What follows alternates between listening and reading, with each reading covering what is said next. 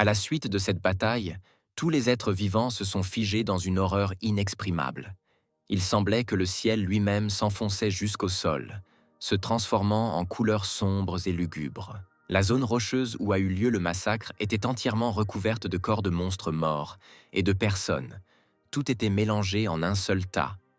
Des dragons écailleux, des restes humains brûlés dans le feu, qui erraient de corps en corps dans des langues joyeuses. Depuis le plus haut rocher, des pierres dansaient dans l'air sous l'effet d'attaques magiques, et une douce lueur bleue s'étendait vers le ciel. Le sang des morts coulait à flot de l'énorme lame fourchue du démon. Le monstre était content de lui-même. Le dernier petit homme restait. Le démon lui-même semblait consister en une flamme flamboyante, ce qui était son essence. Un sourire apparut sur son visage alors qu'une main griffue tendait la main vers l'homme, anticipant une victoire imminente. Le démon, sans même s'approcher de la victime, enfonça d'un seul mouvement l'épée directement dans la poitrine de l'homme, faisant tomber la victime de ses pieds. Mais l'arme de l'homme, qu'il tenait désespérément dans sa main, avait été réduite en morceaux depuis longtemps. Le sang jaillit de la bouche du jeune guerrier et il toussa violemment, essayant de respirer de l'air par ses poumons perforés. Avec les dernières forces, le gars s'est mis à genoux, s'appuyant sur l'épée cassée, et a ouvert son œil droit, comme s'il voulait détruire le démon d'un seul coup d'œil. Ce monde a pris fin. Cela fait 1 an que les gens ont été vaincus dans la guerre contre les démons.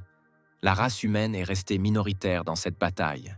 De violents incendies et des monstres qui ont étonné l'imagination par leur taille et leur force incroyable ont détruit des villes entières.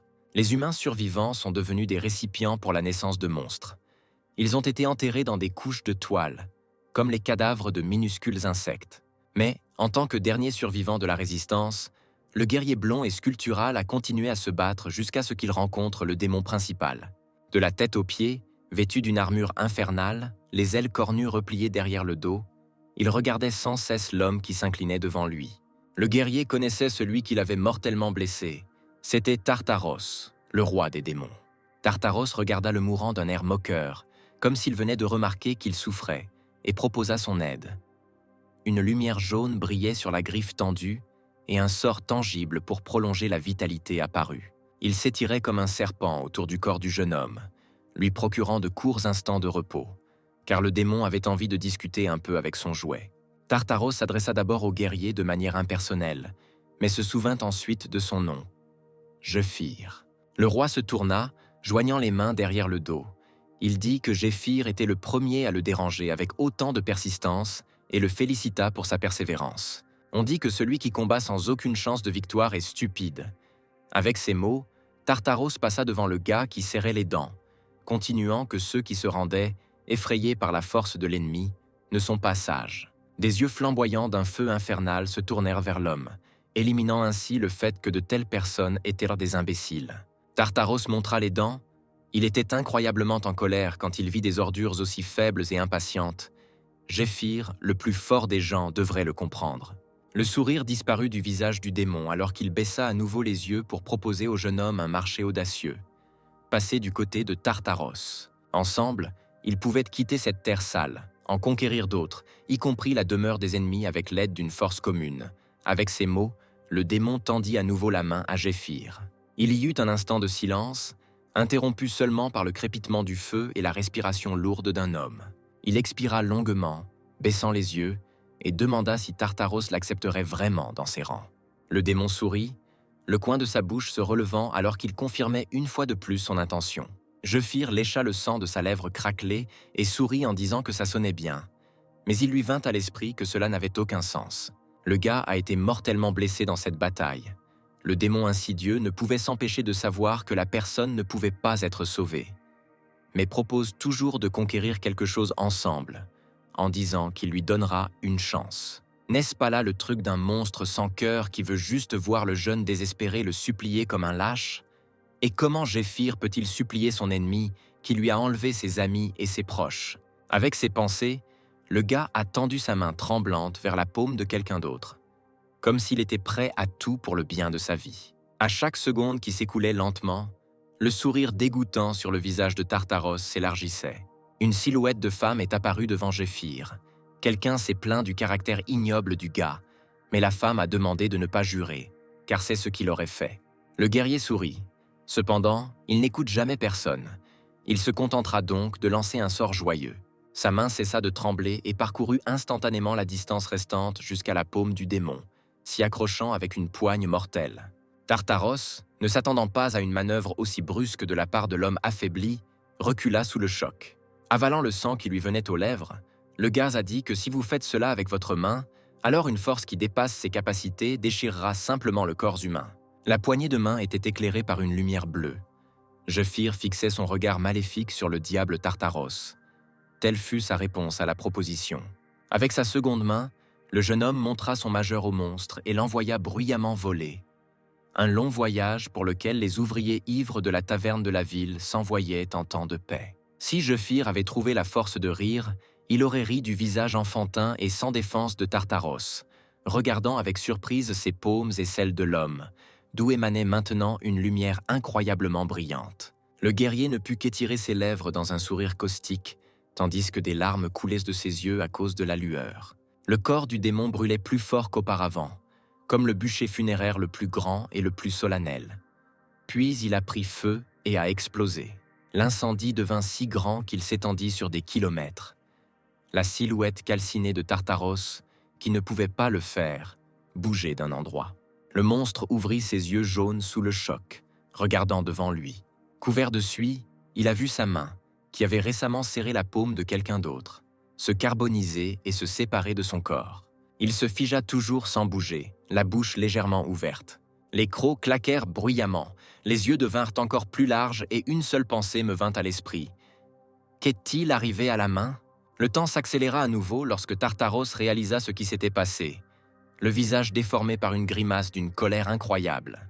Il y eut un cri assourdissant d'un démon si astucieusement trompé par l'homme. Il s'effondra impuissant sur le sol brûlant, incapable de faire quoi que ce soit. Les Tartaros sont brûlés et carbonisés. Tout ce qui restait des ailes autrefois majestueuses n'était que de fins fils palmés.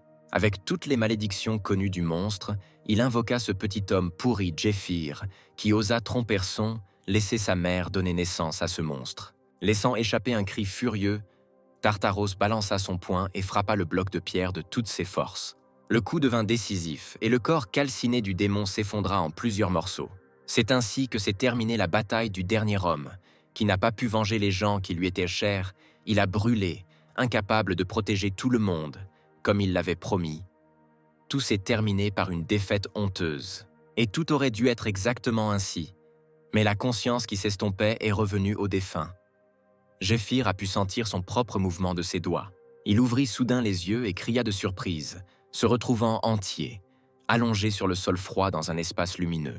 Des pensées lui traversèrent l'esprit sur la façon dont cela pourrait arriver à lui, à quelqu'un qui avait été brûlé vif dans cette terrible bataille.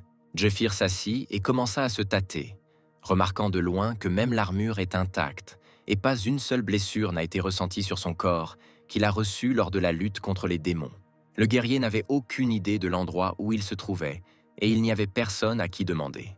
Il était assis tout seul dans une salle magnifique et majestueuse avec de hauts plafonds, d'immenses colonnes et 3 statues. Les personnages représentaient des dieux. Cela signifiait-il que le gars se trouvait dans une sorte de temple? Y avait-il un tel bâtiment à proximité? Le regard tomba sur l'inscription, qui se trouvait sous la statue centrale. Jefir plissa les yeux, lisant plusieurs fois les signes gravés dans la pierre. Il sourit ironiquement, alors qu'il était encore capable de laisser entrer dans ses pensées confuses ce qu'il avait lu clairement. L'au-delà. Soudain, une voix étrange se fit entendre dans sa tête, qui s'y opposa. Ce n'est pas l'au-delà, mais le niveau inférieur du Panthéon, la demeure des dieux.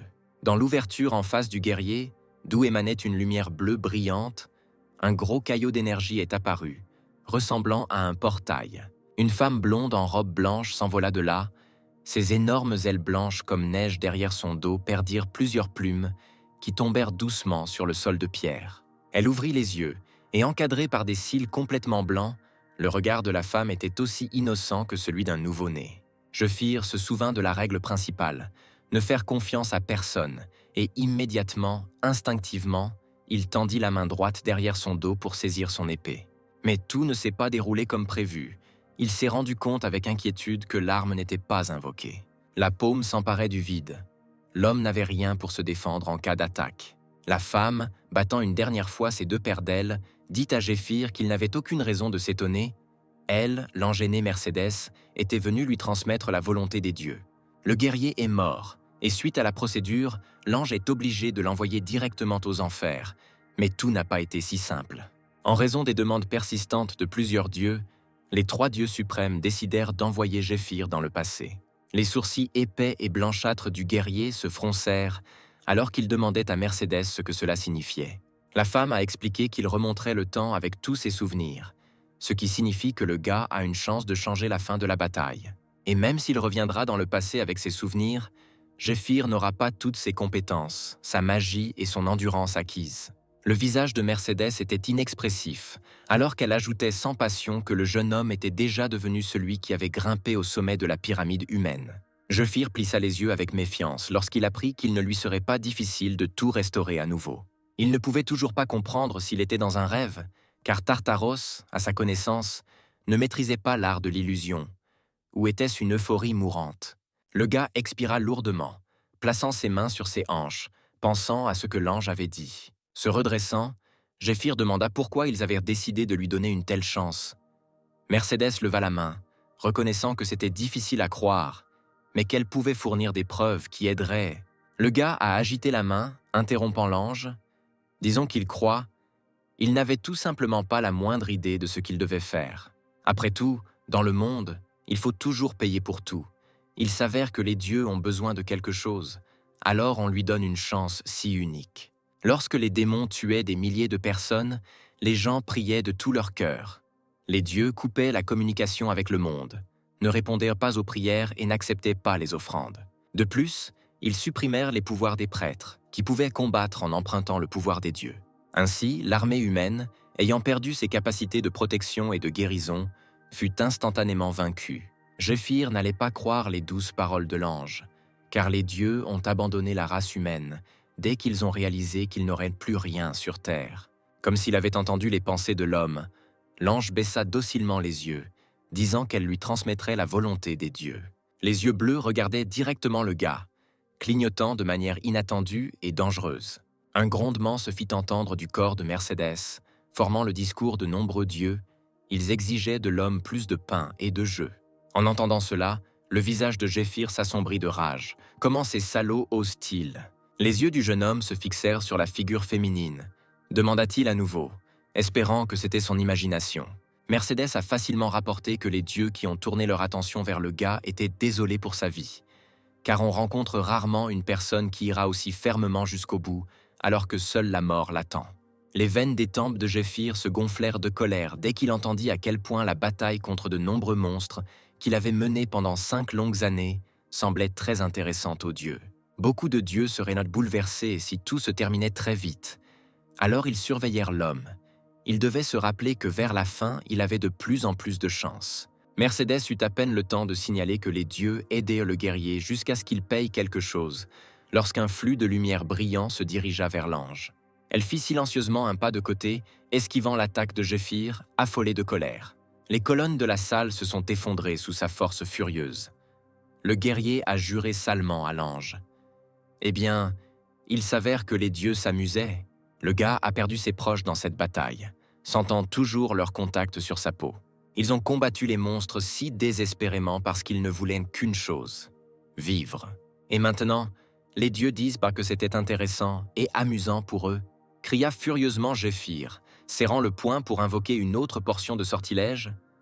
Les dieux pensent-ils vraiment qu'il s'est battu pour les amuser? Était-ce vraiment un spectacle de marionnettes? Mercédès, au regard impénétrable, tendit sa paume avec un sort divin, la dirigeant vers le gars. La figure tangible du sortilège s'envola vers le haut, et de là apparut le pied du géant, enchaîné par des chaînes dorées. Jéphir eut l'impression qu'une force surhumaine le pressait, le tirant au sol. Il ne put le supporter ne serait-ce qu'une seconde avant que ses genoux ne fléchissent sous le poids. Le géant, bougeant son pied, écrasa Jéphir comme un vilain insecte.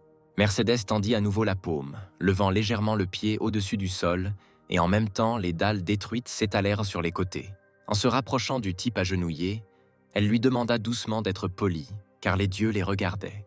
Mercédès se pencha vers Jéphir, mettant ses mains sur ses genoux, et dit au guerrier, tremblant de tension, qu'il semblait qu'il ne comprenait pas ses pensées. Quand les dieux disaient « intéressant », il ne parlait que d'un seul homme, et chez les gens en tant que course, pas du tout pas intéressé. L'ange releva le menton de Jéphyr, et il montra les dents avec dégoût. Une étrange lumière de folie s'alluma dans ses yeux, qui effraya un instant la guerrière. Mercédès dit que s'il prouve sa valeur, il obtiendra ce qu'il veut. Cela pourrait être quelque chose pour lui personnellement, ou pour tout le monde.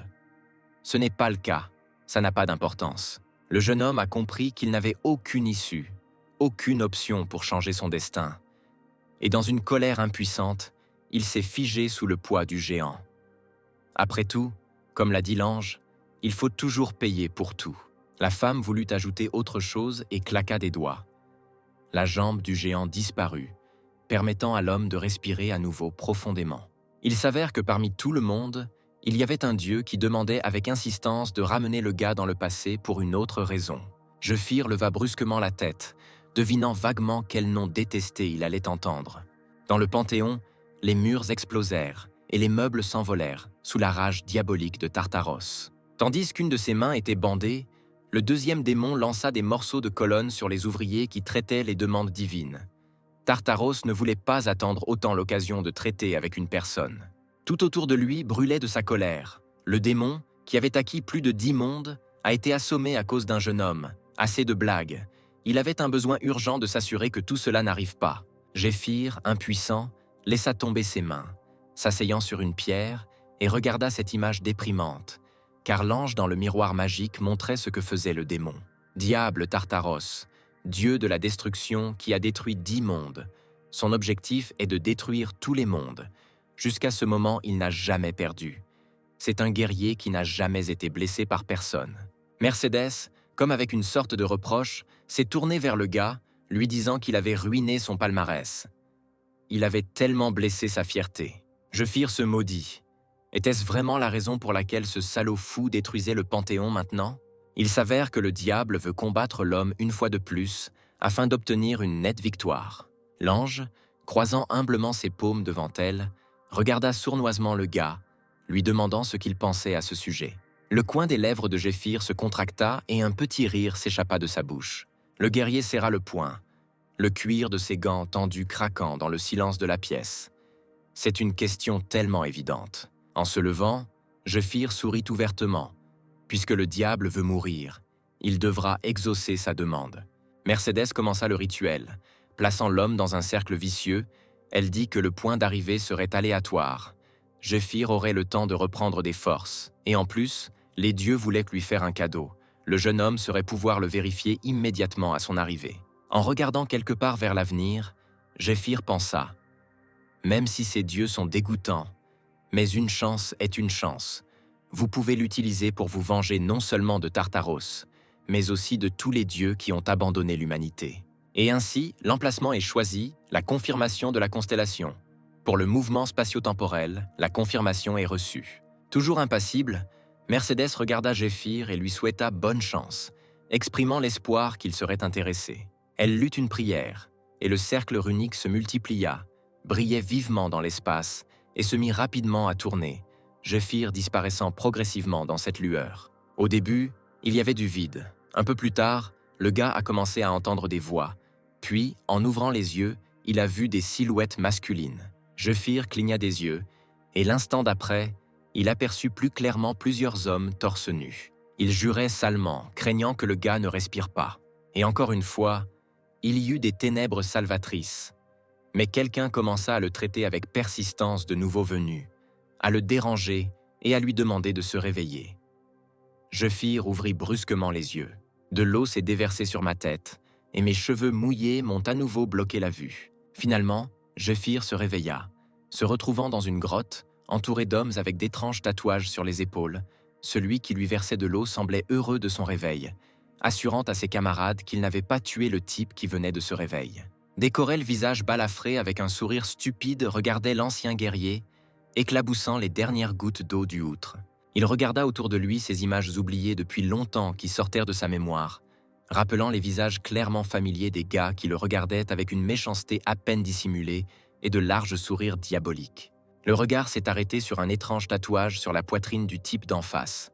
Une croix cerclée exactement au milieu, c'est la même marque. Il s'en souvint enfin et, se couvrant le visage avec sa main, toussa de façon agaçante, en riant, provoquant la perplexité parmi les hommes. Pourquoi est-il revenu il y a exactement 10 ans à ses 20 ans? Ses camarades n'ont pas quitté le gars avec leur regard moqueur. L'un d'eux avait une pioche à la main. Jéphir est revenu à l'époque où il servait dans le temple comme esclave.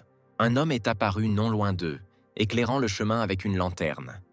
Il était le chef du groupe et a demandé grossièrement ce qui se passait, puis leur a ordonné de mettre fin à leur repos et de retourner à leur travail. Jéphir était toujours assis sur le sol froid lorsque, apparemment, le chef du groupe d'hommes l'a regardé de face et, jurant, l'a menacé de violence s'il intervenait à nouveau.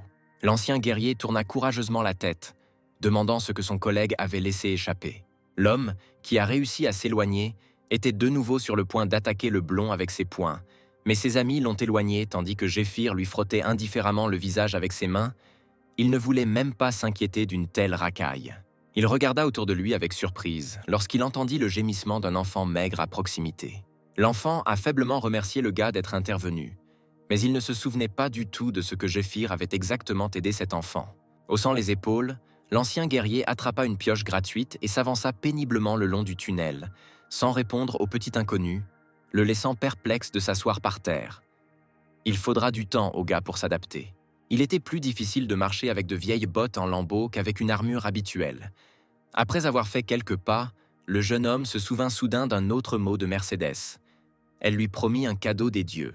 L'image d'un ange est apparue devant mes yeux, et elle a dit que le cadeau peut être utilisé si vous prononcez la phrase « Ouvrez un avantage spécial ». Jéphir se cachait derrière une grosse pierre, attendant que l'enfant, traînant lourdement la pioche derrière lui, s'enfonce plus loin dans le tunnel pour rejoindre les autres. Après avoir attendu encore quelques secondes, Jéphir, essayant de parler le plus doucement possible, prononça les mots nécessaires.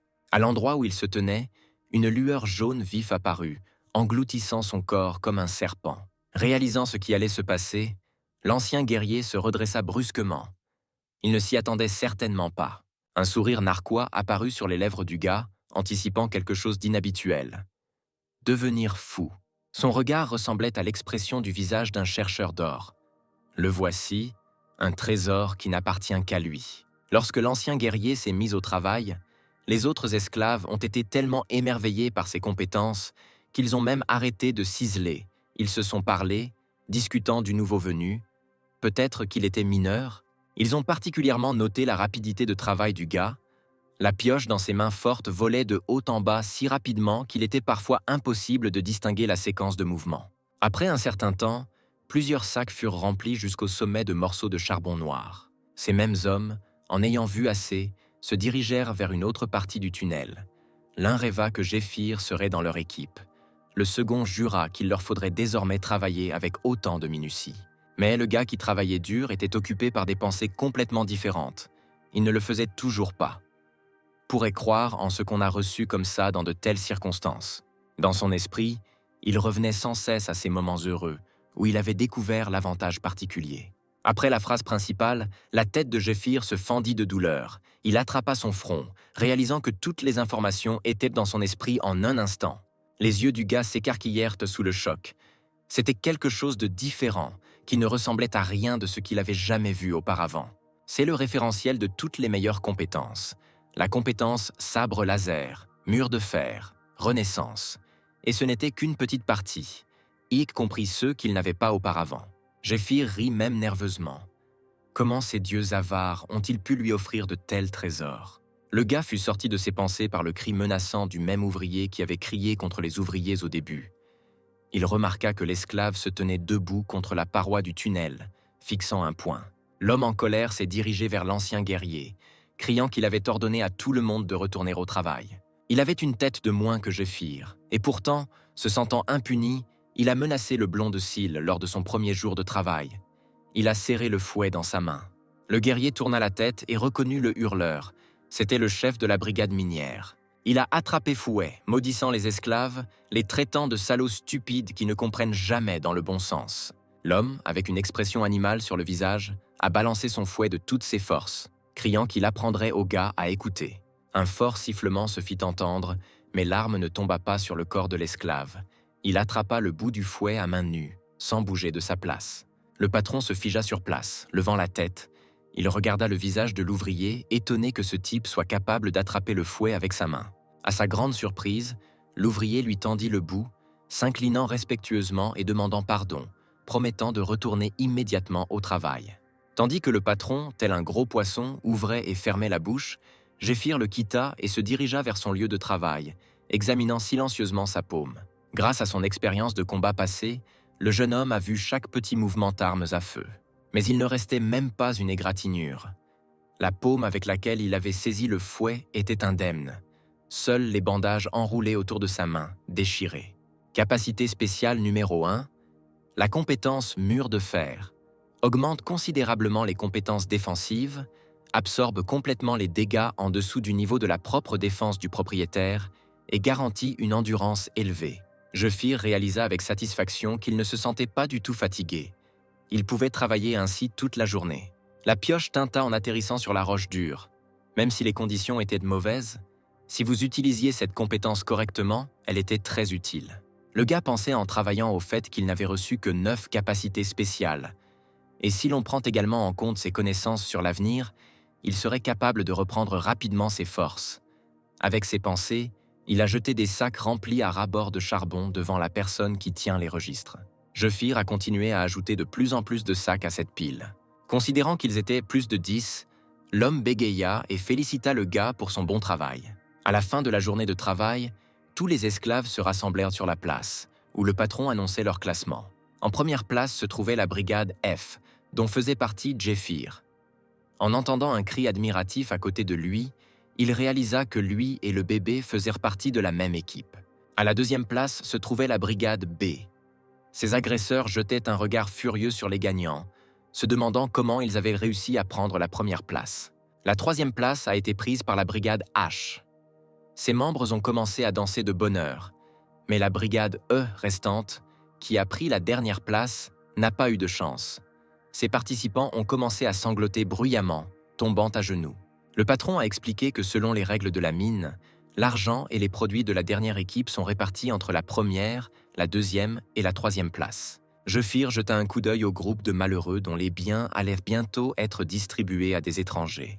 Le patron ordonna de prier la grande déesse Aria, et tous les esclaves présents tombèrent instantanément à genoux, levant les mains au ciel, et commencèrent à louer la déesse, lui demandant le salut avec leur lumière éternelle. Jéphir, observant cette folie collective, continuait de se tenir calmement, blasphémant mentalement sous les formes les plus indécentes. Sur le continent, parmi les 3 grandes divinités, la déesse de la lumière, Aria, représentée comme une belle guerrière, vêtue d'une armure de la tête aux pieds, était la plus vénérée et elle était également la plus grande créancière. Presque tous ceux qui vivent ici ont perdu leur maison à cause des monstres. Alors tous les esclaves, gémissant sous le poids de la journée passée dans les mines, rêvaient de se coucher le plus vite possible. Ou bien, comme Jéphir, ils étaient des aventuriers, mais après que le temple les ait sauvés de la mort, ils sont tombés en esclavage pour payer une énorme dette de traitement. Tout se résumait au fait que même si une personne est marquée esclave, il ne pourra pas bouger librement, car si vous sortez sans autorisation, le cœur de la personne s'arrêtera rapidement. Jéphir comprit qu'il devait payer ce qu'il devait le plus rapidement possible et retrouver sa liberté. Tartaros ne s'en sortirait pas aussi facilement cette fois-ci. Le gars, errant partout où ses yeux regardaient, serrait les dents de colère, se souvenant du diable. Il se vengera, quoi qu'il arrive. Les effleurements de mains maigres, si familiers à la douleur, si familiers à l'angoisse mentale, défilaient devant mes yeux. Comment un beau visage s'éloigne de lui, implorant de l'aide, incapable de l'atteindre. Finalement, s'étant réconciliés, les beaux yeux d'en face se remplissent de larmes et un doux sourire se fige sur ses lèvres. Jéphir, dont la vision était brouillée par ses propres larmes, semblait dans le brouillard, tendit la main en réponse. Cela devient si douloureux et lourd dans sa poitrine qu'elle doit la recouvrir de sa paume pour que son cœur n'éclate pas. Son Altéo, il saura la protéger. Les pieds de Jéphir l'ont conduit à la place.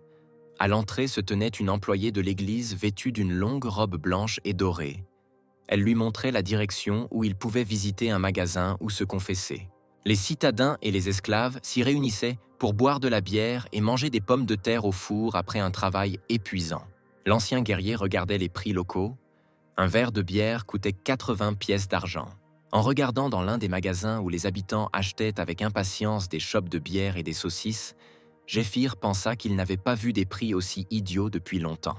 Il fut tiré de sa rêverie par la même voix enfantine familière. Un enfant de la mine proposa d'offrir de la bière à l'oncle Jéphir. Il regarda autour de lui et demanda grossièrement combien d'argent son collègue possédait. Il y avait plusieurs pièces d'argent dans la petite main. Le bébé grinça qu'il venait de recevoir des pièces, mais il ne pourrait pas acheter quelque chose de cher. L'enfant pressa les pièces contre sa poitrine, lui rappelant que Jéphir l'avait protégé dans la mine et que grâce à lui, leur équipe avait pris la première place. Le garçon baissa les yeux, sourit et ajouta que l'équipe était pleine de faibles et qu'il prenait généralement les dernières places. Donc, pourrait-on dire, c'était la première fois qu'il recevait de l'argent. Jéphir regarda attentivement le garçon, baissant la tête, et comprit immédiatement pourquoi il avait été battu ainsi. Après tout, si au moins un mineur d'un groupe tombe malade et ne peut pas travailler, alors l'efficacité de l'ensemble de l'équipe diminue considérablement en sabotant au moins une équipe de cette manière.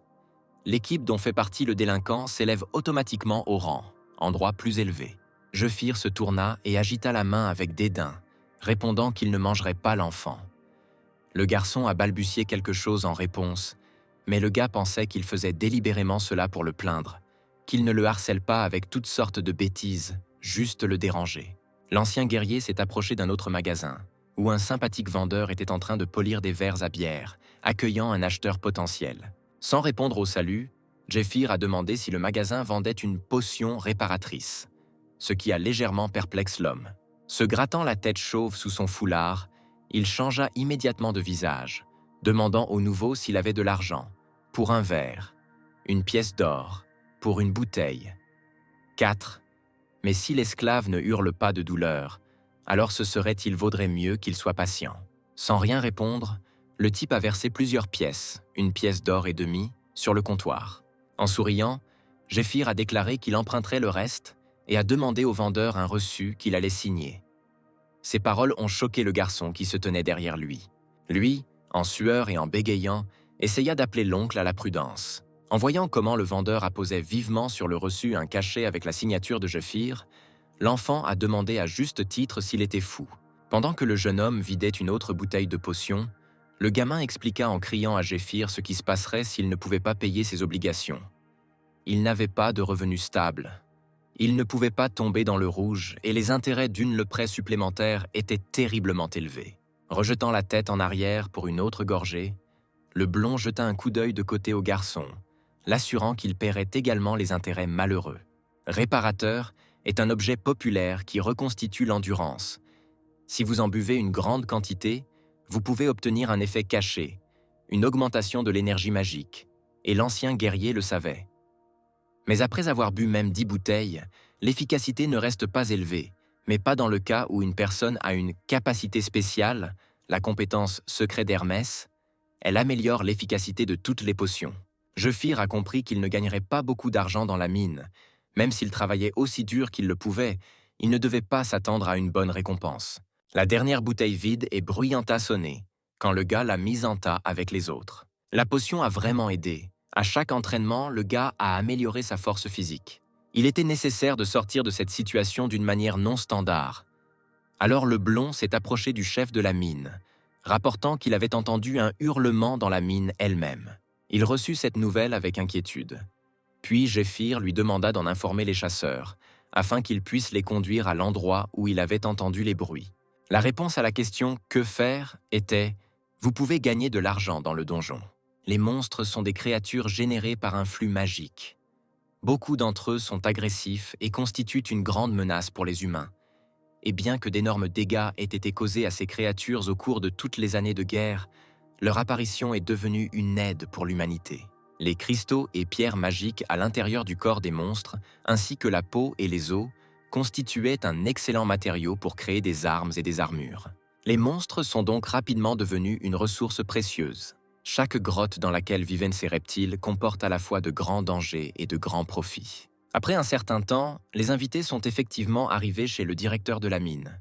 Les 3 meilleurs chasseurs de monstres, de grands jeunes hommes en armure et en longues robes, marchaient sur le sol, portant des armes lourdes à la main. Les chasseurs sont des esclaves dotés de compétences militaires, sélectionnés spécifiquement pour résoudre des problèmes de monstres.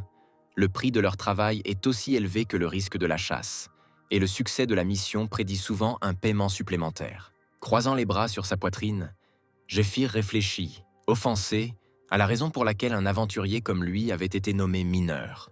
En arrivant à la banque où il contractait habituellement un emprunt pour la potion, on lui refusa brutalement un prêt. Lorsqu'on lui a demandé si la limite quotidienne avait été dépassée, l'homme a déploré que le rang de Jéphyr soit trop bas et qu'il ne recevrait pas un centime de plus. Alors que le blond se demandait s'il devait prendre de l'argent à quelqu'un, un employé de l'église qui avait clairement entendu toute la conversation s'est précipité vers lui. Elle, souriant gentiment, a proposé au gars d'ouvrir une ligne de crédit s'il vendait ses organes internes, car le temple achète ses organes pour la recherche scientifique. La jeune fille avait avec elle tous les documents que Jéphyr a commencé à étudier attentivement. L'opération sera prévue pour la semaine prochaine. S'il restitue l'argent, il pourra annuler l'opération.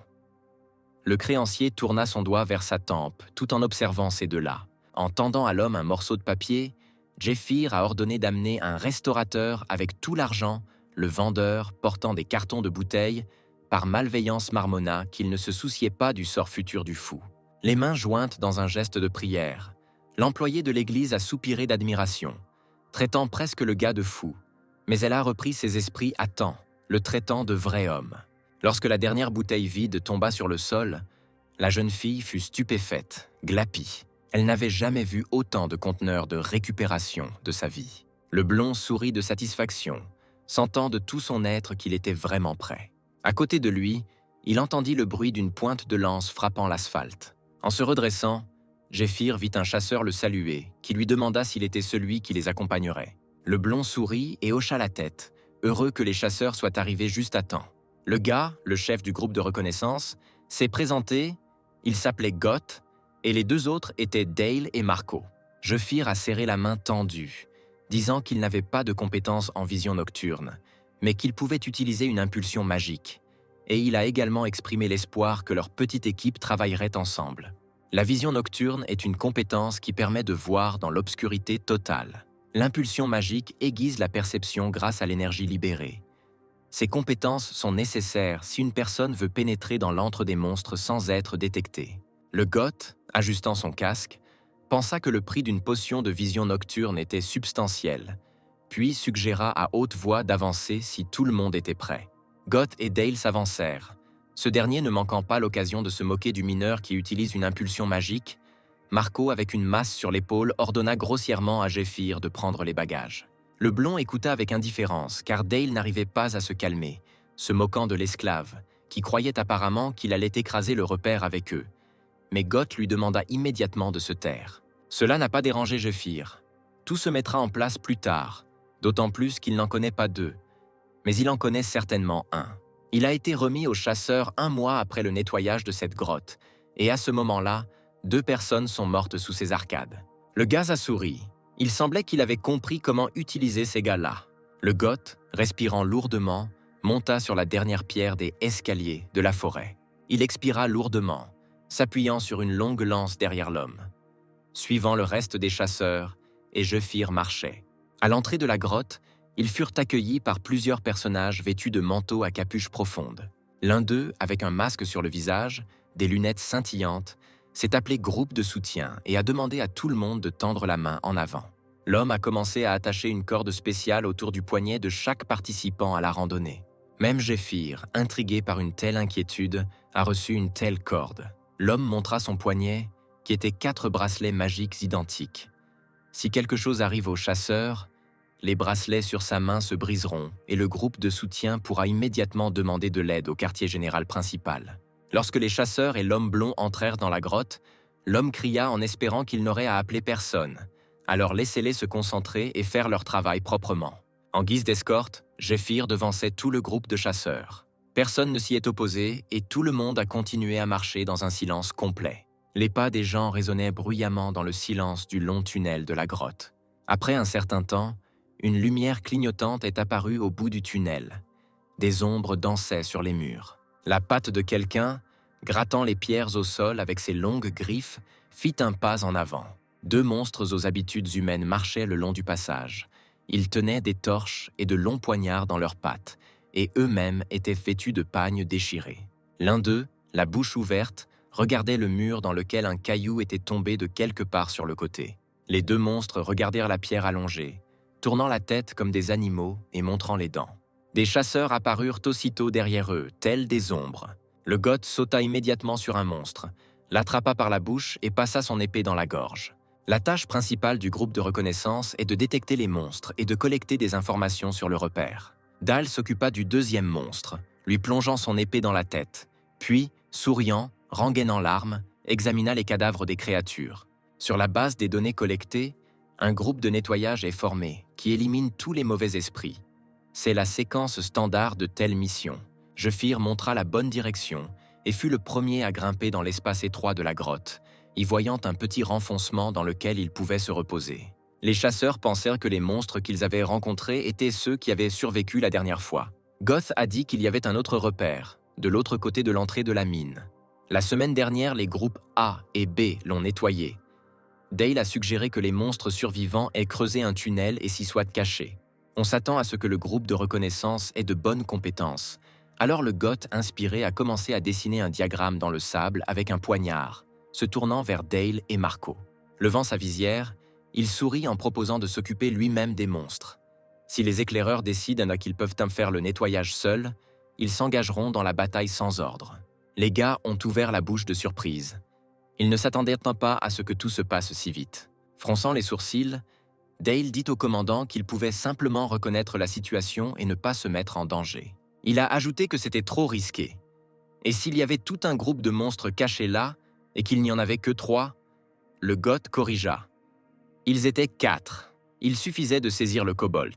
Dale pointa nerveusement son doigt vers Jefir, s'exclamant que le commandant devait plaisanter. Vont-ils vraiment se battre avec ce porteur?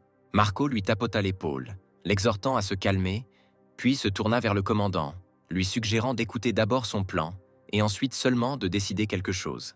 Le goth regarda les autres chasseurs d'un air sournois et sourit. Il se tourna vers Jefir, lui demandant de sortir quelque chose de son sac.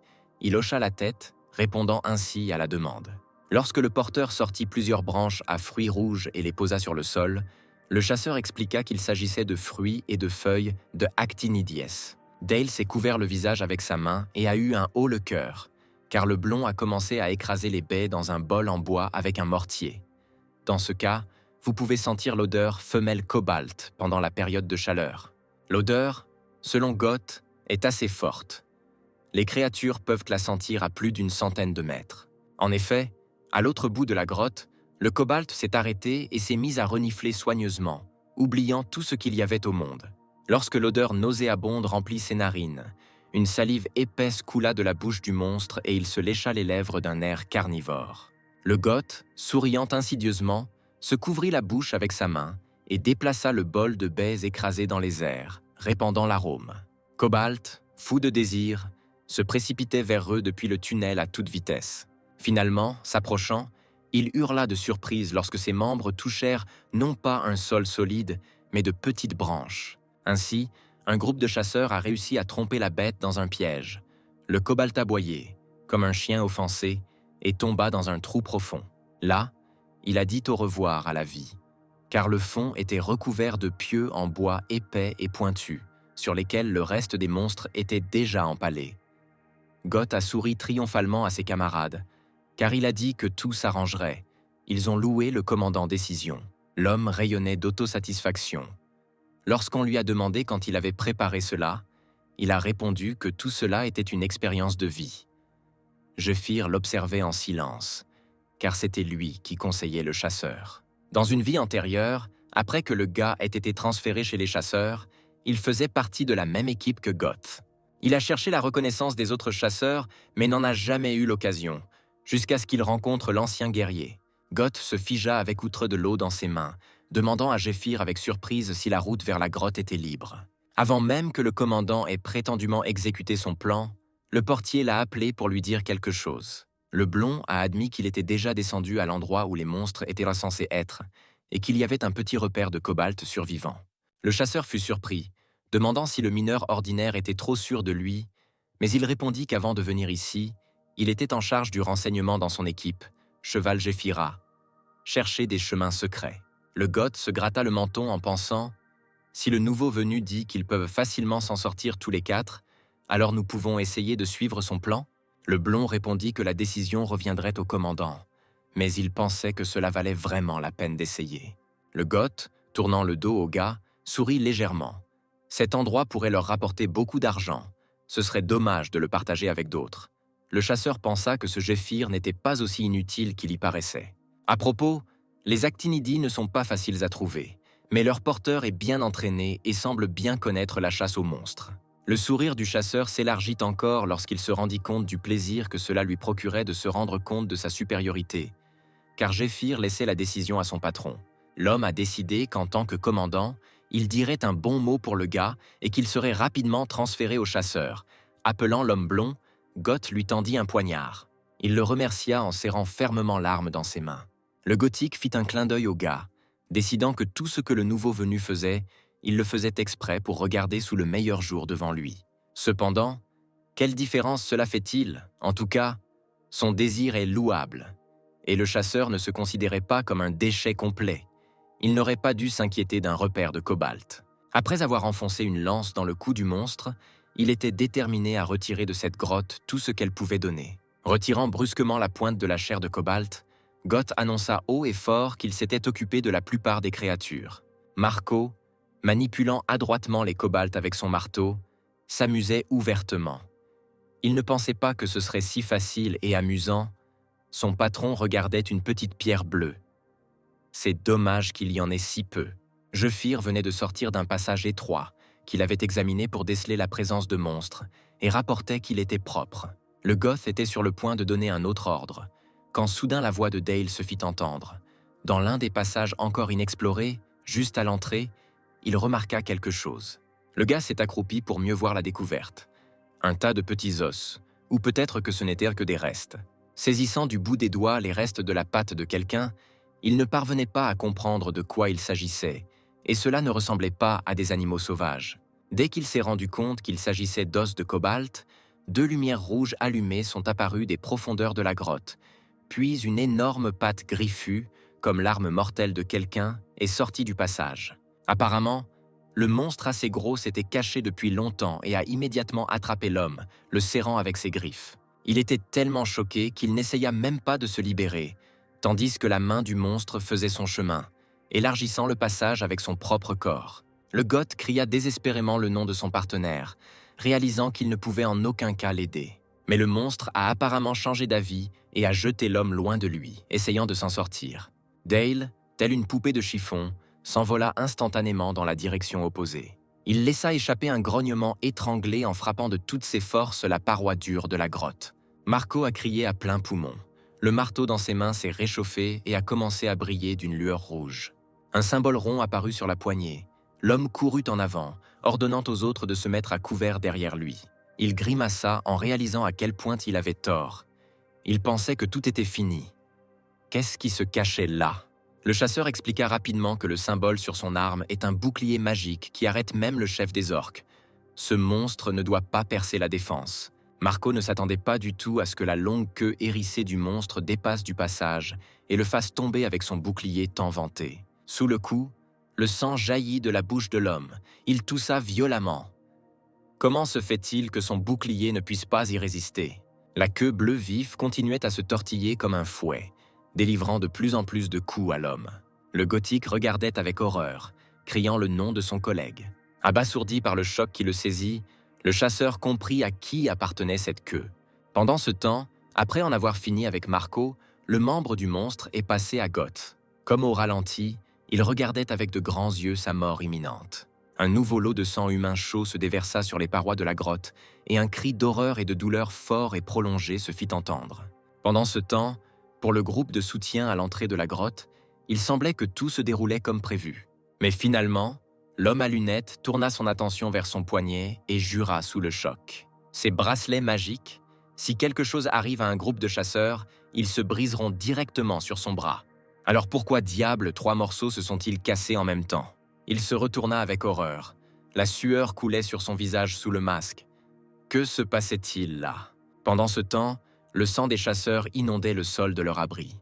Le Goth, dont le bracelet déchiré pendait à son poignet et dont l'armure était assez usée, gémissait comme un enfant en se tenant son épaule blessée et ensanglantée. Lui, couvert de sueur et de sang, trouva à peine la force de relever la tête. Devant lui, sans une seule égratignure et sans fusil, leur porteur Géphir se tenait en position de combat, couvrant le commandant de son corps. Personne ne savait qu'il utilisait la compétence mur de fer. Elle augmentait les fonctions de protection, absorbait complètement les dégâts, en dessous du niveau de défense du propriétaire et garantissait une endurance élevée.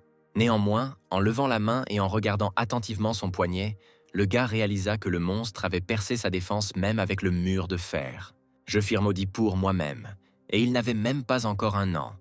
Alors je pensais que ce ne serait pas facile avec ce monstre. La créature, utilisant le bout pointu de sa queue, rampa vers le corps inconscient de Dale. Attrapant fermement le chasseur ensanglanté par la taille, le monstre le souleva du sol. On ne sait pas si l'homme est mort ou s'il était encore vivant, car aucun bruit n'a été entendu de sa part. À ce moment-là, un énorme monstre avec un corps fort et une tête avec plusieurs paires d'yeux et d'énormes dents s'était complètement frayé un chemin vers le refuge des chasseurs. Géphir l'observait attentivement, sans bouger.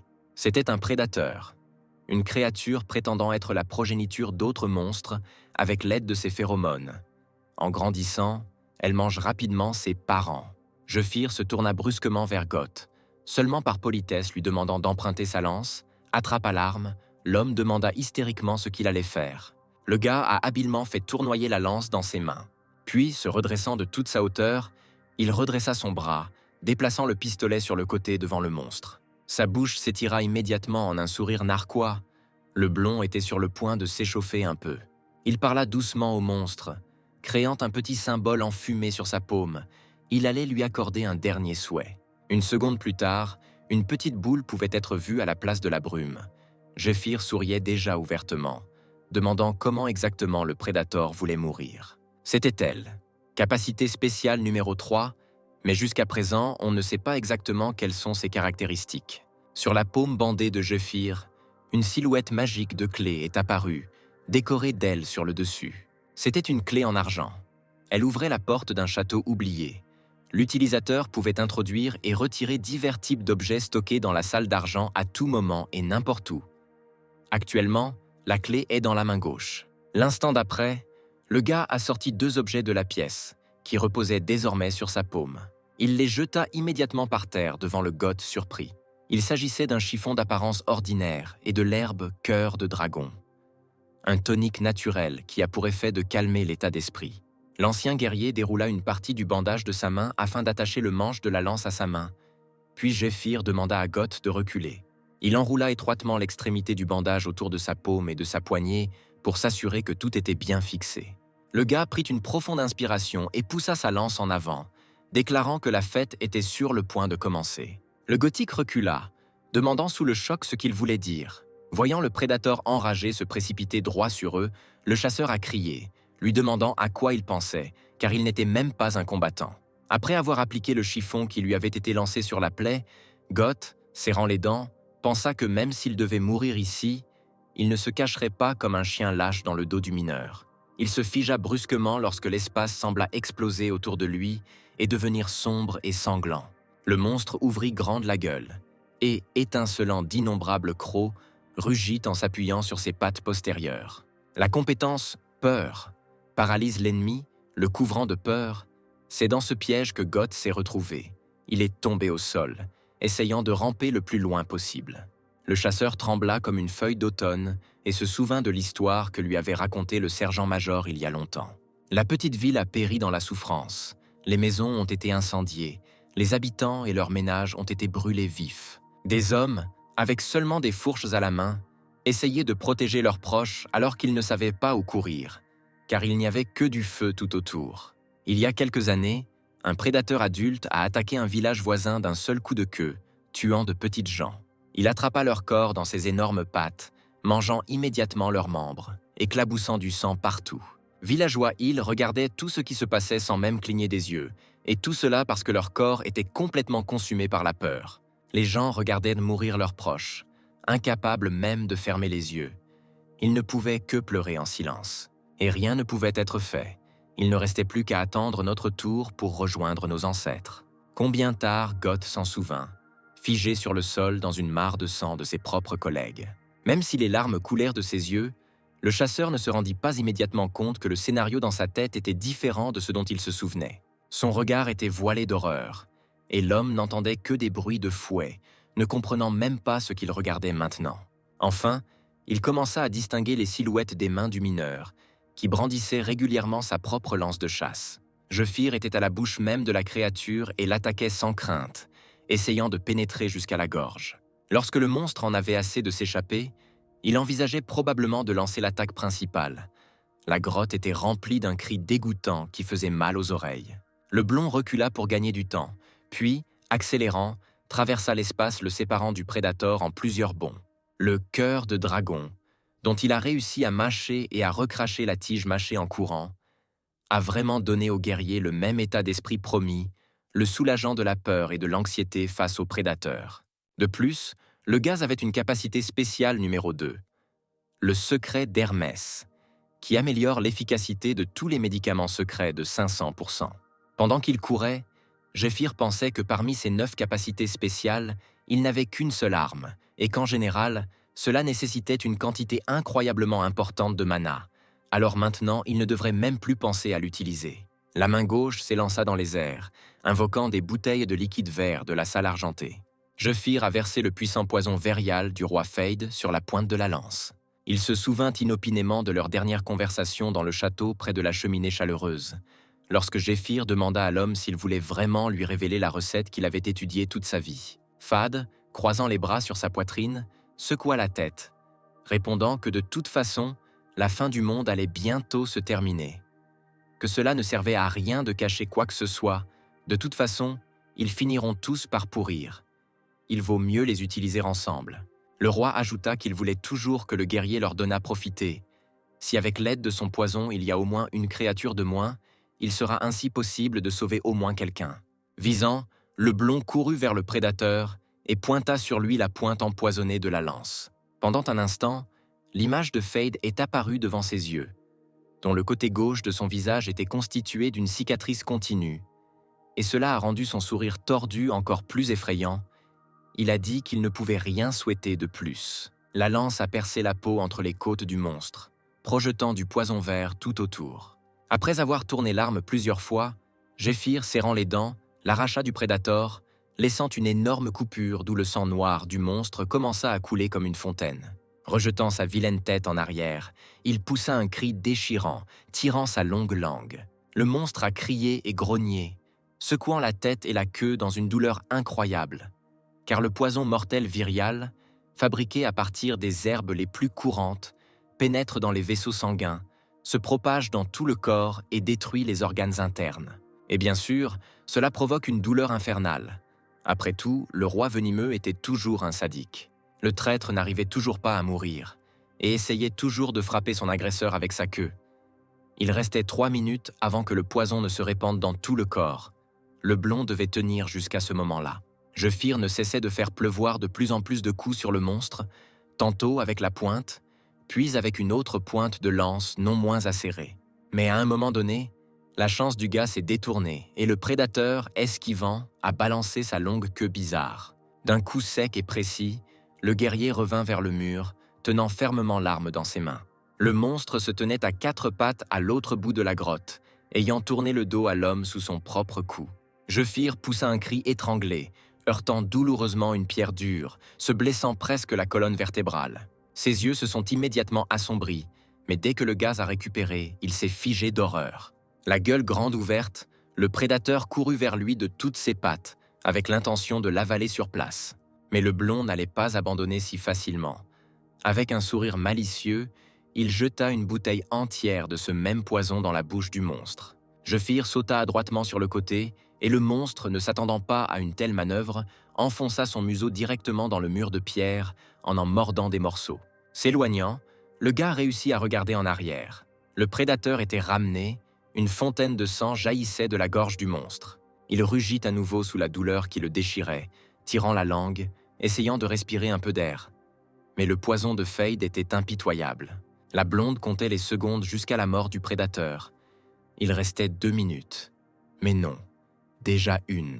Pour s'échapper, il a sauté à travers une petite zone de la grotte. Jefir était bien conscient qu'avec ses compétences actuelles, il serait difficile d'échapper à cette créature. Par conséquent, après 1 minute, il essaie soit de survivre jusqu'à la mort du prédateur, ou alors, il lui faudrait rassembler toutes ses forces pour porter un coup décisif et final.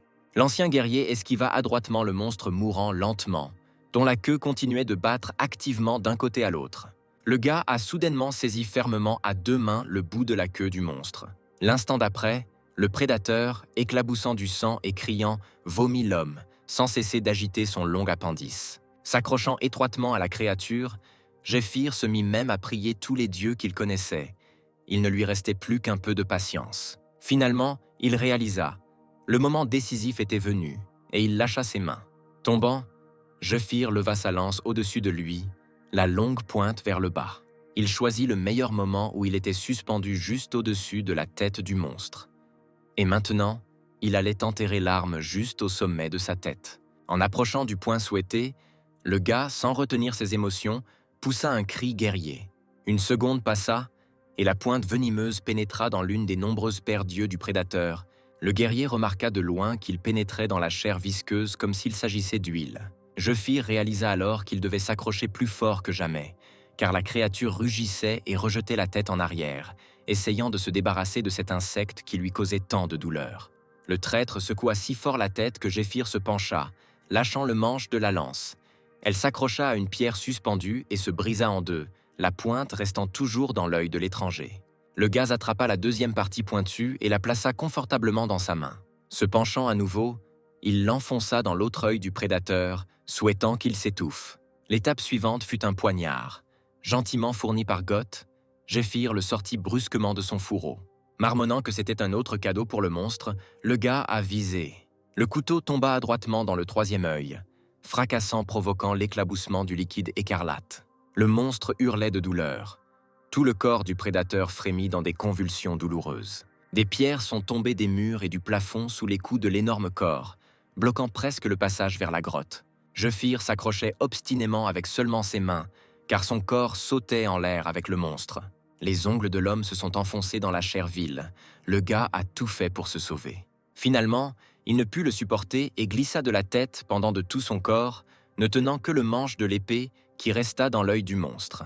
La lame s'enfonça lentement sous son poids, s'enfonçant dans le désordre. Se relevant, Jefir sortit adroitement un poignard et frappa à nouveau le monstre. En revenant il y a 10 ans, il a perdu tout ce qui aurait pu le rendre meilleur que ce monstre. Il n'avait ni force ni énergie magique. Il a donc dû se préparer de cette manière. Régénératif, il se souvenait bien de ses propriétés et de l'effet caché d'en boire une grande quantité. Et le fait que même si vous buvez une 12aine de bouteilles, cela n'aura aucun effet. Vous devez posséder la capacité spéciale, le secret d'Hermès. Jefir a tout fait pour acquérir la magie avec laquelle il pourrait écraser le crâne du prédateur. Le guerrier leva son poing au-dessus de la tête du monstre et tout le corps de l'homme fut éclairé par une douce lumière bleue. Il était capable d'utiliser la technique Magic Power Control. Le poing, touchant la lance, envoya une décharge spéciale de l'électricité alimentée par la magie. Un tel coup, avec un éclair brillant et un pouvoir destructeur, tomba sur le sommet de la tête du prédateur. Il transperça tout son corps jusqu'au sol, détruisant même le sol en pierre de la grotte. Après quelques secondes, Goth, qui était assis sur ses genoux, se mit à rire nerveusement. Il s'est rappelé avec une douleur insensée comment il avait voulu dire un bon mot en faveur du mineur, afin qu'il soit transféré chez les chasseurs. Je pensais qu'il s'exhibait délibérément devant ses supérieurs pour l'apaiser. Comment il se considérait comme le meilleur et qu'il n'aurait pas dû s'inquiéter d'un repère de cobalt. Comment a-t-il foutu ce type, même sans son aide, gagnera rapidement la reconnaissance des autres chasseurs et atteindra le sommet. Mais maintenant, Jefir est un simple mineur et ne peut pas entrer dans la clandestinité sans autorisation. S'il avait besoin d'un ticket ici, Goth était le ticket. Pendant ce temps, le guerrier, n'ayant reçu aucune blessure au combat, s'est approché du chasseur, sans le quitter des yeux. Ils avaient déjà besoin de discuter. À plusieurs kilomètres de là, dans la forêt éclairée par le soleil de midi, des soupirs lourds et douloureux se firent entendre. Plusieurs hommes gisèrent par terre. L'un était mort, avec un coup près dans la tête. Le second a été battu jusqu'au sang. Il avait encore la force de s'asseoir. Un homme grand et fort, tenant une masse pointue attachée à une chaîne, s'avançait vers lui. L'homme s'est éloigné de lui en rampant, a nié toute implication dans quoi que ce soit, affirmant qu'il s'agissait d'un malentendu. Ambal, un ouvrier de l'église, a montré les dents et a commencé à faire tournoyer sa masse, tenant la chaîne, disant qu'ils étaient entrés ensemble dans le temple. Derrière lui marchaient lentement des personnages vêtus de manteaux et avec des épées à la main. Le malheureux a appelé quelqu'un par son nom et s'est tourné vers Sahak, lui demandant de le croire. Les larmes coulaient des yeux de l'homme. Il sanglotait et suppliait, le convainquant qu'il n'adorait pas le diable. Le guerrier debout derrière le grand homme avec une croix sur le front montra terriblement les dents, pétillant Dieu fou, et ordonna immédiatement de tuer le malheureux. Il n'était pas nécessaire de le demander 2 fois au grand homme. Il était évident que tuer lui procurait un plaisir incroyable, car avec un sourire sanguinaire, il abattit brusquement sa masse sur la tête de la victime. Finalement, les adorateurs du diable eurent fini. Les corps gisaient sous l'arbre. Les cimes des arbres cachaient leurs têtes écrasées dans l'ombre. Soudain, l'un des morts se mit à trembler étrangement. Sa bouche commença à bouger et un scarabée commença lentement à ramper, grouillant de tout son corps. Plusieurs secondes se sont écoulées avant que la créature n'émerge. Il s'est avéré être un long scolopendre avec un symbole rouge sur sa petite tête. Avant que l'insecte n'ait eu le temps de ramper, l'homme au manteau l'a coupé avec une épée magique et le mille-pattes a explosé dans les airs. Le combattant a pris son épée sur le côté. Elle était tout embrasée d'un feu rouge. Lui, lançant un regard fou et léchant son poignard, siffla que l'insecte était déjà apparu, et il savait avec certitude que la chose morte était un adepte du diable. Dans un bureau joliment meublé, un lustre brillait de 1000 feux. Les rayons du soleil scintillaient magnifiquement dans ses détails en gouttelettes. Une voix autoritaire à la table s'adressa à Sahak, qui était à genoux, demandant si c'était l'un des 7. Si la probabilité que ce qui se produisait était trop faible, on lui avait promis d'attraper un verre, mais finalement, ils en ont détruit 7. Membres du groupe. Devant le propriétaire de la voie, des morceaux de 1000 pattes flottaient dans un pot de liquide. On lui a dit que la protestation était si grave qu'ils ont même incendié des maisons au toit de chaume. Le Sahak, toujours agenouillé, s'adressa à l'inquisiteur Mathias, qui était toujours à genoux. Maintenant qu'il avait ôté sa capuche, on pouvait voir des cheveux de blé et la même croix qui était appliquée aux esclaves. Il dit que l'inquisiteur avait entendu parler de leur méthode. Il faut supposer que le reste du groupe avait déjà été converti. Les yeux jaunes brillèrent dangereusement lorsque l'homme dit qu'il ne restait qu'1 mois avant le raid. S'il ne détruisait pas bientôt les hérétiques cachés dans le temple, il devrait bientôt les payer de leur propre vie. Mathias restait silencieux, plongé dans ses pensées. Il examinait attentivement le mille-pattes qui flottait dans le pot. Finalement, il parla, promettant de faire taire le groupe de chasseurs. Mais en retour, l'homme voulait voir le résultat exact et laisser seul Sahak, un représentant de confiance de l'Inquisition, tenter de les décevoir. Il s'inclina et montra les dents, disant qu'il ferait tout comme ordonné. Pendant ce temps, au service du personnel de la ville, Ugot a amené Jéphir. Une fille, une ouvrière en uniforme blanc, s'est assise à table et a pointé la main vers les papiers nécessaires au commandant du groupe de reconnaissance. Monsieur Gott, il a d'abord dû remplir une demande d'embauche de cette personne, auquel cas il avait besoin de dire son nom et son objectif. Le chasseur a répondu qu'à côté de lui se tenait Jéphir, qui avait commencé les travaux miniers cette semaine. La jeune fille a répondu qu'elle comprenait et a demandé d'attendre 1 seconde. Un peu plus tard, elle sourit gentiment et dit que si un chasseur veut embaucher une personne d'un autre département, il devient alors membre de son groupe. Et si les erreurs de la personne embauchée entraînent une diminution des performances de l'ensemble groupe, cela peut affecter négativement l'évaluation personnelle au sein du service du personnel. Lorsque l'ouvrier a demandé à Gott s'il acceptait ces conditions, l'homme a souri largement et a hoché la tête. Il est d'accord, absolument. L'homme jeta un coup d'œil de côté à Jéphir. Si ce type travaillait comme il le devrait, il pourrait s'approprier toutes ses réalisations. Au fond de son âme, Gott ne poursuivait que son propre bénéfice. Il était incroyablement heureux que, quoi qu'on en dise, faites ce que vous faites, et quoi qu'il arrive. Le chasseur ne pouvait même pas penser qu'il aurait une telle chance. Hier soir encore, dans le donjon, l'homme a été choqué par ce qu'il a entendu de la part de celui qui a vaincu le terrible monstre. Ouvrant la bouche, le chasseur demanda à Jéphir, qui examinait calmement le cadavre du prédateur, s'il était sûr qu'il valait la peine de faire comme si de rien n'était, qu'il n'avait pas tué le monstre. Le Goth resta silencieux pendant quelques secondes, digérant ce qu'il avait entendu, puis demanda au gars s'il allait prendre les corps des monstres. Jefir répondit qu'il ne laisserait que le prédateur, les cobaltes et le mineur. Jetant un regard sournois au chasseur, demanda de lui signaler que cet endroit n'était qu'un repère pour les cobaltes. Les cadavres de monstres, les pierres magiques et les objets obtenus dans les donjons sont tous inaccessibles aux esclaves du temple. Après tout ce que les esclaves ont trouvé devient la propriété du temple lui-même. Et il en a toujours été ainsi, et il en sera toujours ainsi. La seule chose qu'un esclave d'un groupe de chasseurs peut avoir est une récompense pour le nettoyage et des bonus en fonction de la valeur du trophée. Alors Jefir, frappant ses doigts sur le prédateur, a déclaré qu'il pourrait gagner beaucoup d'argent s'il emmenait cette carcasse à le courtier.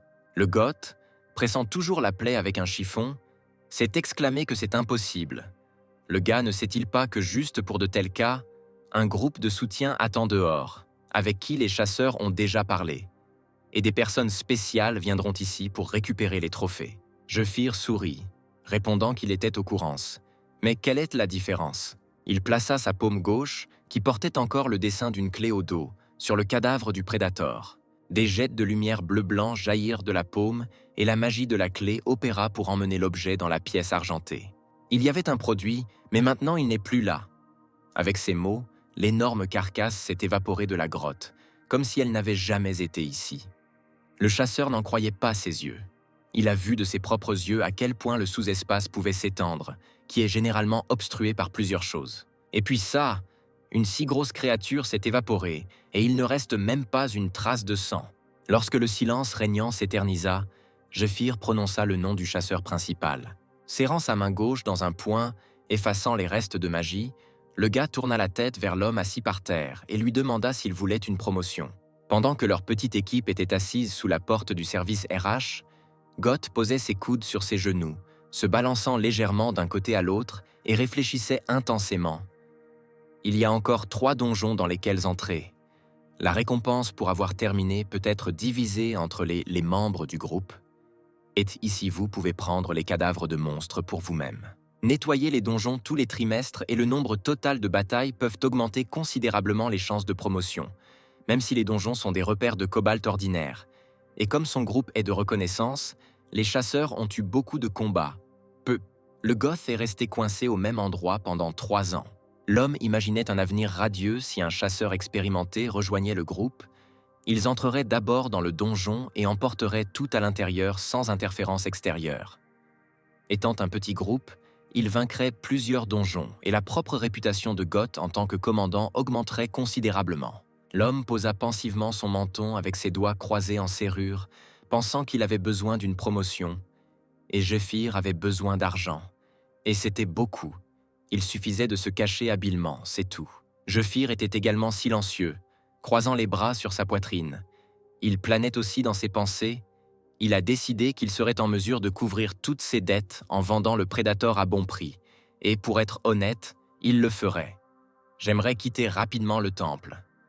Mais il avait quand même envie. Il se passe quelque chose ici. Le guerrier se souvenait bien que dans environ 1 mois, les chevaliers du temple effectueraient un raid à grande échelle, au cours duquel ils trouveraient un objet qui choquerait tout le continent. Jefir doit par tous les moyens entrer dans l'équipe de raid et mettre la main sur cet objet afin de changer l'avenir. Enfin, l'employé RH a annoncé que Jefir était inscrit et qu'il appartient désormais au groupe des chasseurs. Il a également droit à un badge d'introduction et à la nécessité de se rendre au service approvisionnement pour recevoir le matériel de base. Le futur chasseur, accompagné de son patron, se rendit au département indiqué. Ils durent traverser une longue rue très fréquentée. Les hommes marchaient silencieusement le long des pavés. Jefir pensa au fait que la dernière fois, il n'avait pas eu la chance d'entrer dans le groupe des pillards. Puisqu'il était devenu membre du groupe des chasseurs, d'après les listes des participants, le raid a été annoncé.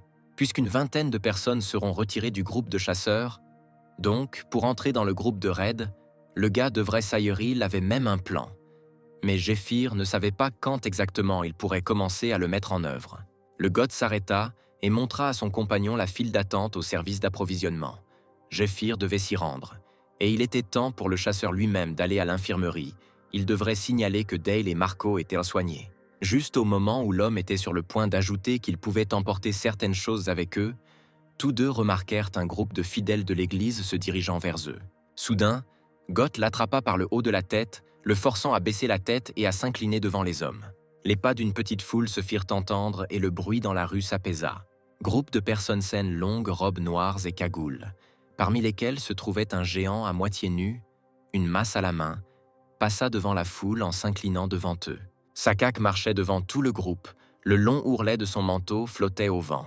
Il venait de dépasser Jeffir, qui baissa docilement la tête. Instantanément, les yeux de l'homme s'écarquillèrent. Lui-même ne réalisa pas pourquoi il était si excité. Les caps avancèrent, et les chasseurs relevèrent la tête.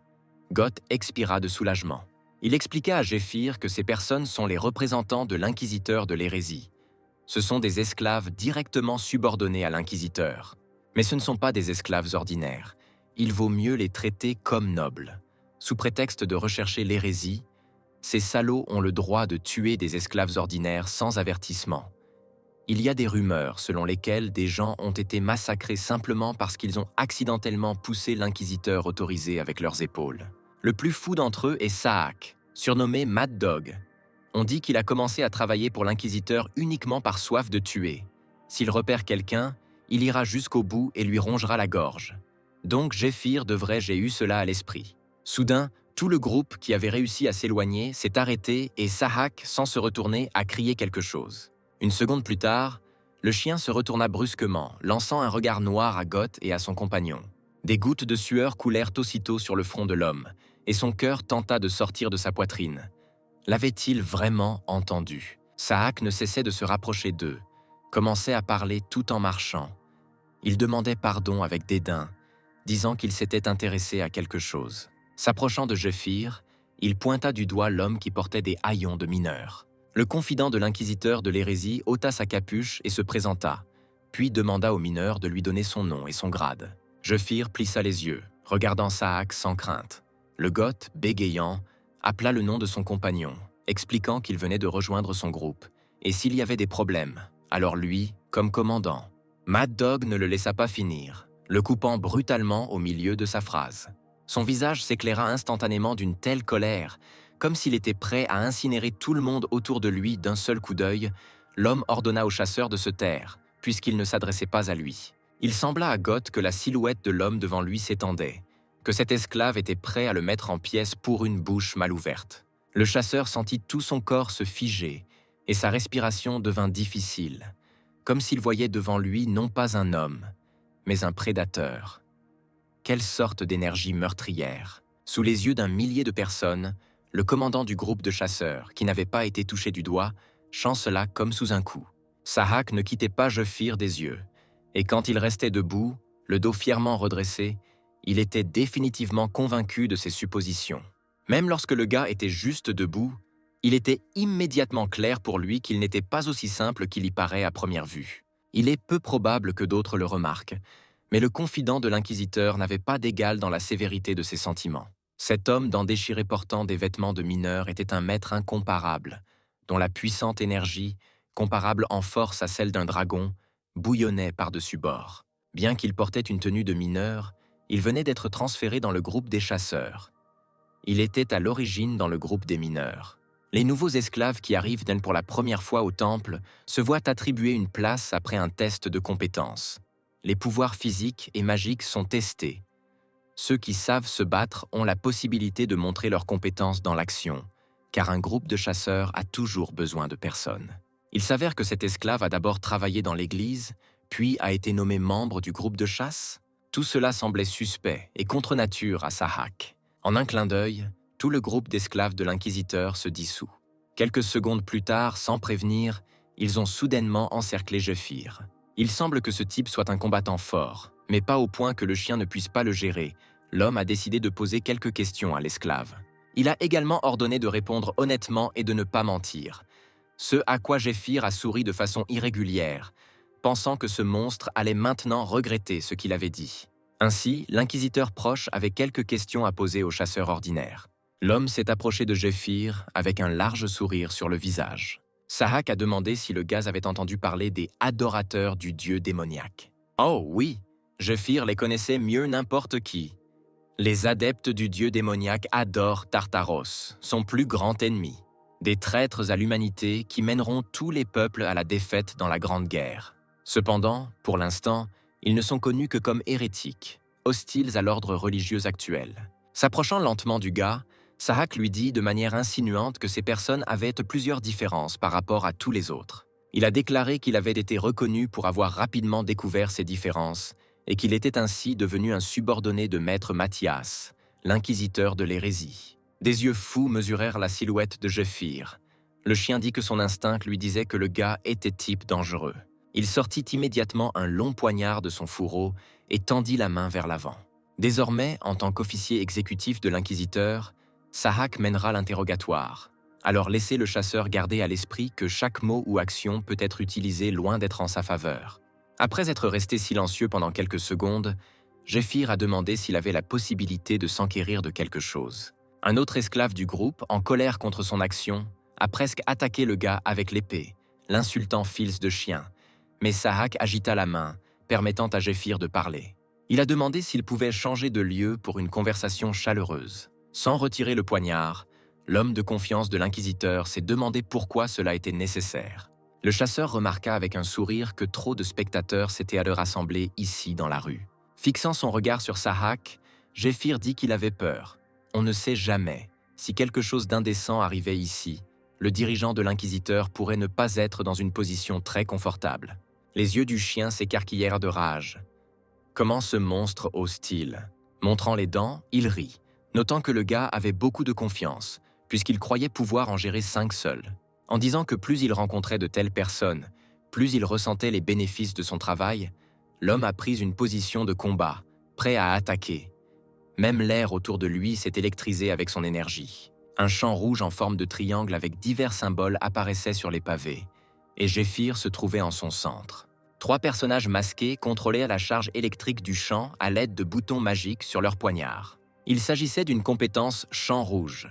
La puissance des capacités situées à l'intérieur du champ des alliés, le temps de détention et l'effet d'amélioration dépendent du nombre de personnes utilisant la compétence. Il a été activé en tant qu'attribut spécial en raison d'une compréhension insuffisante de l'utilisateur. Jefir plissa les yeux, il ne bougea pas. Il dit seulement que c'était déjà intéressant. Il tendit ses paumes et les agita plusieurs fois. Le sourire ne quitta pas le visage du gars alors qu'il prenait une position de combat. Pendant un instant, il sembla que Sahak était surpris. Cette technique militaire lui paraissait étrange. Il fallait d'abord l'observer. B. Mais c'est ce que penserait n'importe quel idiot à la tête épaisse. L'homme rit et s'enfuit en se dirigeant droit vers Jefir. Il s'en fichait, car à l'intérieur du champ rouge, il était invincible. Il a déplacé sa main avec le poignard vers l'arrière, en utilisant l'accélération. Des éclairs sont apparus dans les airs. Juste avant que Sahak ne saute, un chasseur s'est approché de lui. Sa paume glissa vers le bas, son regard inexpressif suivant sans cesse le chien. Il esquiva brusquement l'attaque sur le côté. Jefir se pencha en avant, ses paumes bougeant à une vitesse incroyable. Le mouvement suivant faillit toucher Sahak, lui passant juste au-dessus du visage. Jefir accourut en arrière, sans quitter l'ennemi des yeux. L'homme se retourna, fit une révolution, tenant le poignard à la main. Puis il parcourut la distance qui le séparait de l'ennemi en plusieurs sauts, en avançant le pied. Sahak était submergé de triomphe et souriait, confiant dans sa victoire. Mais l'instant d'après, les yeux fous s'écarquillèrent sous le choc. Lui, essayant de renverser le chasseur avec une telle technique, ne pouvait pas le faire, car la jambe du gars ne bougeait même pas, comme s'il était en fer. Au grand regret de Sahak, dans les secondes où il hésitait, Jefir parvint à se regrouper. L'instant d'après, les coups pleuvèrent sur l'esclave comme s'il était battu non pas par une seule personne, mais par une foule immense. L'homme rejeta brusquement la tête en arrière, toussant et s'étouffant avec son propre sang. Sa main se desserra involontairement. L'épée tomba de ses doigts affaiblis. Prenant position, le chasseur retira son poing sanglant, dominant l'homme. Sahak gisait par terre, inconscient. Le goth cria, avertissant Jefira du danger sur sa droite. Le gars s'est couvert la tête avec sa main lorsqu'une masse attachée à une chaîne lui a volé dessus. Il se redressa, jetant un regard vers le géant qui l'avait attaqué. Le chasseur recula, toujours couvert de sa main. De loin, il aperçut un esclave brandissant une masse, visant le type. Un homme au visage sanguinaire, tacheté de cicatrices, fit signe à Jefir de jouer ensemble. Il a souri, s'est mis en position de combat et a crié moqueusement au géant, très surpris qu'il puisse parler. Sinon, il semblait que l'homme n'était qu'un chien élevé par ce petit idiot. L'esclave cessa de sourire et, criant furieusement, lança la masse tenant la chaîne vers Jéphyr. L'arme lourde et pointue a fait un trou dans les pavés et l'homme a réussi à courir sur le côté. Les gens qui se tenaient sur les côtés de la rue ont commencé à s'agiter de peur, fuyant les pierres qui volaient dans différentes directions. Le Goth, qui pensait que rien ne pouvait le surprendre, fut de nouveau émerveillé par ce type effrayant. En regardant Mad Dog inconscient, il pensa à ce qu'il avait réalisé dans les cachots, à savoir que Jéphyr n'était pas une erreur, mais cette fois, il avait si rapidement tué le pion de l'inquisiteur avec des techniques étranges. Même maintenant, alors que le grand type nommé Morningstar Flail frappait le sol de toutes ses forces, masse, Jéphyr a repoussé absolument toutes les pierres qui volèrent sur lui. Quelques secondes plus tard, il a mis son pied sur le côté, renversant la masse elle-même. Couvrant sa bouche avec sa main, Goth sourit. Il va gagner maintenant, et Sakak lui-même, à son réveil, brûlera de honte, et sa fierté ne lui permettra pas d'en informer le sommet et de fournir un mandat d'arrêt. Finalement, l'homme, sans même se cacher, a agité son poing. Laissez Jéphyr gagner, et ces monstres partent derrière et qu'il n'ose pas perdre, sinon lui et le gars seront attrapés comme complices. Un étranger parmi la foule qui se tenait à côté du chasseur a ri et juré, disant à Goth que son ami n'avait pas de chance. Bien que le gars repousse toutes les attaques comme un fou, ses problèmes ont commencé il y a quelques minutes. Jéphyr ne sembla pas remarquer que Flail était alimenté par la puissance du chant, tout comme la chaîne de son arme. Les bras tendus du gars furent immédiatement enroulés autour d'une chaîne magique. En essayant de sortir, il s'est encore plus empêtré en elle. En face, tenant fermement sa masse, se tenait un géant souriant. Le chant rouge donnait au corps des esclaves une force extraordinaire. Pliant le genou, Flail tira la longue chaîne vers lui de toutes ses forces. Les pieds de Jéphyr commencèrent à glisser le long des pavés, soulevant de petits cailloux dans les airs. Mais il ne s'accorda même pas une seconde de retard, sans cligner des yeux. Alors que le gars se concentrait sur Flayla, un flash rouge apparut derrière lui. Après tout, grâce au travail du champ rouge, ces salauds deviennent plus forts à chaque seconde. Et en confirmation de cela, une énorme coupure est apparue sur le dos de Jeffrey. Du sang a jailli. C'est Sahak qui s'est réveillé et a réussi à blesser le chasseur avec un poignard. Sifflant joyeusement, l'homme annonça que les plaisanteries étaient terminées.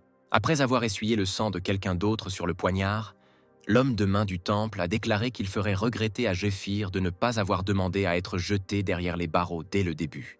Prenant position et retirant le poignard, Sahak se tourna vers le gars qui était toujours enchaîné. L'homme a couru vers lui en accélérant. En approchant de Jéphyr, il commença à manier son poignard avec une vitesse inhumaine, apparaissant dans différentes parties du terrain. Le gars ne pouvait pas attirer le regard de son adversaire alors qu'il volait autour de lui et riait follement parce que Jéphyr ne pouvait même pas le voir. L'instant d'après, le chasseur sentit une coupure sur sa joue. Sahak, passant devant lui, le regarda avec un sourire, se vantant que ses capacités avaient maintenant augmenté de 80%, qu'aucun truc ne fonctionnerait devant son incroyable vitesse. Il continua à couvrir le corps du guerrier de plus en plus de coupures, voulant qu'il meure dans l'agonie. Continuant de rire, il vola droit sur Jéphyr. Mais la seconde suivante, les poings fermés du chasseur lui tombèrent sur la tête. Le coup a été si fort que l'homme a été projeté contre l'asphalte, et de nombreuses pierres ont volé autour. La salive jaillit de la bouche de Sahak, et ses yeux se révulsèrent de douleur. Attrapant ses cheveux de blé, Jéphyr frappa l'homme au visage. Il a demandé quel genre de travail d'équipe dégoûtant les esclaves avaient. La tête de Sahak retomba. Il aspergea du sang autour de lui, se demandant avec sa conscience déclinante pourquoi ni sa vitesse ni sa défense du champ rouge ne fonctionnaient. Finalement, l'homme, grognant honteusement, tomba face contre terre sur le sol endommagé. Et Jéphyr, les mains liées, cracha qu'à force de voler comme des mouches, le grand homme était déjà mort d'ennui. Le gars a ajouté que si l'esclave avait voulu montrer sa vitesse, il aurait pu le faire de manière moins honteuse. La voix de Flail résonna, maudissant Jéphyr alors qu'il tirait sur les chaînes. Il ordonna au chasseur de venir à lui et tira de plus en plus le fer. Jéphyr se redressa, attirant l'attention du grand homme par un cri. Il tendit les paumes de toutes ses forces, se demandant pourquoi Flail n'avait rien fait avec de telles dimensions. En souriant, le gars a demandé s'il avait vraiment peur de s'approcher. Si dans une vie antérieure, ses subordonnés avaient pas fait preuve d'un tel travail d'équipe, Jéphir les aurait achevés depuis longtemps.